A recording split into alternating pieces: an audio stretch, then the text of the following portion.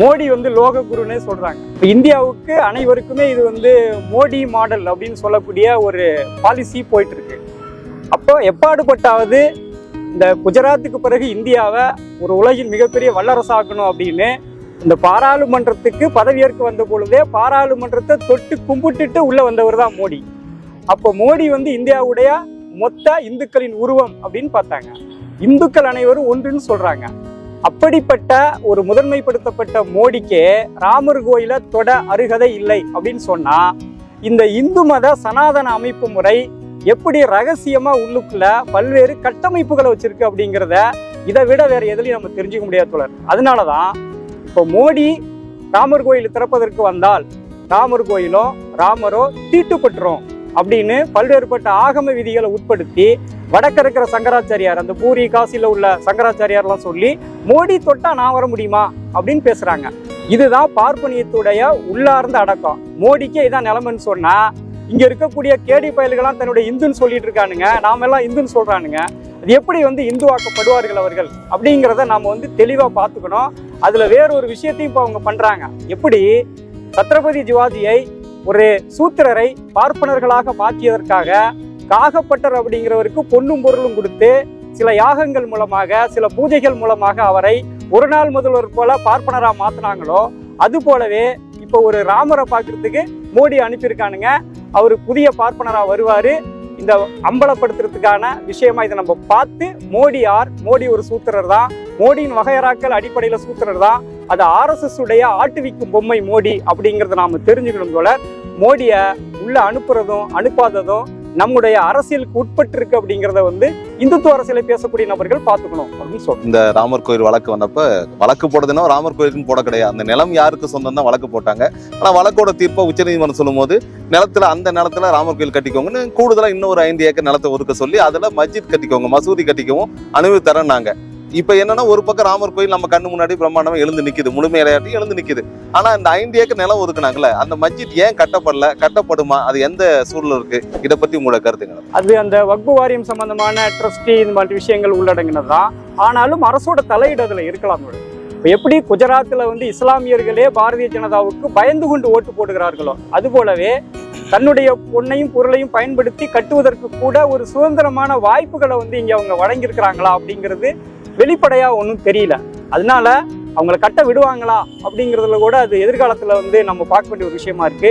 இன்னொன்று, கட்டுறதுல அவங்களுக்கு ஒரு பெரிய தடை இல்லை. சர்வதேச அளவுல அந்த வக்பு வாரியத்தின் மூலமாக அந்த மசூதியை கட்டுறதுல தடை இருக்கிறதுக்கு பெரிய அளவுக்கு வாய்ப்பு இருக்கிறதா எனக்கு தெரியல தோழர். ஆனா கட்ட விடக்கூடாது அப்படிங்கிறத பயன்படுத்துவாங்க. அந்த ட்ரஸ்ட்ல உள்ளார்ந்த விஷயங்கள் என்னங்கிறத வெளிப்படையா கொண்டு வரணும். அதன் மூலமா இதை கட்டப்படுதா அப்படின்னு பரிசோதிக்கக்கூடிய மானிட்டரி கமிட்டிலாம் அதில் அமைக்கணும் அப்படிங்கிற விஷயத்த நம்ம வெளியில கொண்டு கட்டி முடிக்க வேணும். அதுதான் ஒரு ஒட்டுமொத்த மத சார்பில்லாத இந்தியா அப்படிங்கிற மாதிரி நம்ம புரிஞ்சுக்க முடியும்னு பார்க்கறோம். கூடுதலா பார்த்தா இப்ப பட்டேல் சிலை திறந்தாங்க 3000 கோடி ரூபாயில. அதே போல பாத்தீங்கன்னா 2000 கோடி ரூபாயில ராமர் கோயில் கட்டி முடிக்கப்பட்டதா சொல்றாங்க. இதெல்லாம் பண்ண அரசு, ஒன்றிய அரசு. ஆனா இப்ப தற்போது தமிழ்நாட்டுல ஒரு பெரிய புயல் பெரும் பாதிப்பு பேரிடர் ஏற்பட்டிருக்கு. அதுக்கு வெறும் 400 கோடி தான் ஒதுக்கி இருக்காங்க. இதை பத்தி உங்களுடைய கருத்து என்ன? ஆமா, அதை பத்தி தமிழ்நாடு ஏற்கனவே பேசியிருக்கு. நம்ம உதயநிதி ஸ்டாலின் கூட அப்படியே ஒப்ப மட்டும் சொத்தான்னு பேசினாரு அப்படிங்கிற விஷயத்த பரபரப்பா பேசினாங்க. ஆனா நிதியமைச்சர் என்ன பண்றாங்க, ஸ்ரீவில்லிபுத்தூர் கோயில்ல அவங்க வந்த வேலையை விட்டுட்டு இந்த டாய்லெட்டை இங்க இருந்து அப்புறப்படுத்துறதுக்கு ஒரு பொருளாதார அமைச்சரே மத்திய அமைச்சரே நேரடியா அங்க பேசிட்டு போறாங்க. இந்த கோயிலை ஒரு டாய்லெட் இல்லாத இடமா மாத்தணும் அல்லது இந்த டாய்லெட்டை வேற இடத்துக்கு கொண்டு போகணும்னு சொல்லிட்டு அவங்களே நேரடியா பேசக்கூடிய ஒரு விஷயமா அதை பாக்குறாங்க. அதை நாம எப்படி பார்க்கணும்னு சொன்னா தோழர், பொதுவாகவே இந்த நிதி அப்படிங்கிறது குவிஞ்சு கிடக்கு. மைய நிதி அதை பேரிடர் காலங்களை தரணும் அப்படிங்கிற முறையில சுனாமிக்கு பிறகுதான் இந்தியாவுல பேரிடருக்குன்னு ஒரு பெரிய மானிட்டரி கமிட்டிலாம் அமைக்கிறாங்க. அதுல என்னென்ன கிரைட்டரியா வந்தா அது ஒரு தேசிய பேரிடர் அப்படிங்கிற முறையில வகுக்கணும் அப்படிங்கிறதெல்லாம் ஒரு ஆலோசனையில இருக்கு.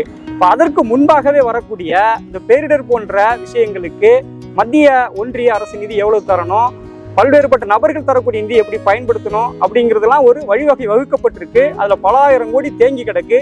அப்படிதான் குஜராத்ல உடனடியா மறுநாளே அனுப்புனாங்க. அதை நீங்க பார்த்துருக்கலாம். மோடியினுடைய சொந்த மாநிலத்துல இதே போல வெள்ளம் வந்த பொழுது, பூகம்பம் வந்த பொழுது தேசிய பேரிடர் அப்படிங்கிற முறையில அந்த நிதியை எந்த விதமான வஞ்சனை இல்லாம அனுப்புனாங்க.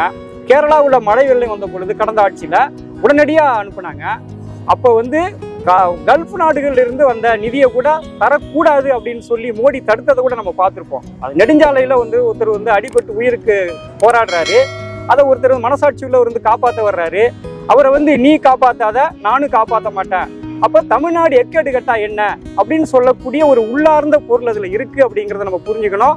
ஏற்கனவே வெங்கைய நாடு மாதிரியான நபர்கள் என்ன பேசியிருக்காங்கன்னு சொன்னால், ஒன்றுபட்ட இந்தியா வளர்றதுக்கு தமிழ்நாட்டை பலி கொடுக்கணும் அப்படின்னு பேசுறது நிர்மலா சீதாராமனுடைய உரையில வெளிப்படுதுங்கிறத இதன் மூலமா நம்ம தெரிஞ்சுக்கணும் தோழர். அந்த நிதி என்பது நம்முடைய நிதி, அந்த ஒட்டுமொத்தமான பேரிடர் நிதிங்கிறது அனைத்து மாநிலங்களுக்குமான நிதி. இன்னும் சொல்ல போனா ஒட்டுமொத்த நிதியில இந்தியாவில் எந்த ஒரு மாநிலத்தை விடவும் தமிழ்நாடு மாதிரியான மாநிலங்கள் ஜிஎஸ்டி மாதிரியான ஃபண்டில் மிகப்பெரிய அளவுக்கெல்லாம் செல்வாக்கு செலுத்துறாங்க. அந்த தொகையை கூட அவங்க உடனடியாக கொடுக்கணுங்கிறத இதன் மூலமா நம்ம தெரிவிச்சுக்கிறோம். இல்லைன்னு சொன்னா இதை வந்து வன்மையா கண்டிச்சு போராடி பெற்று தீரணும். அது தாய்ப்பாலு கடும் குழந்தையின் மனநிலை அது.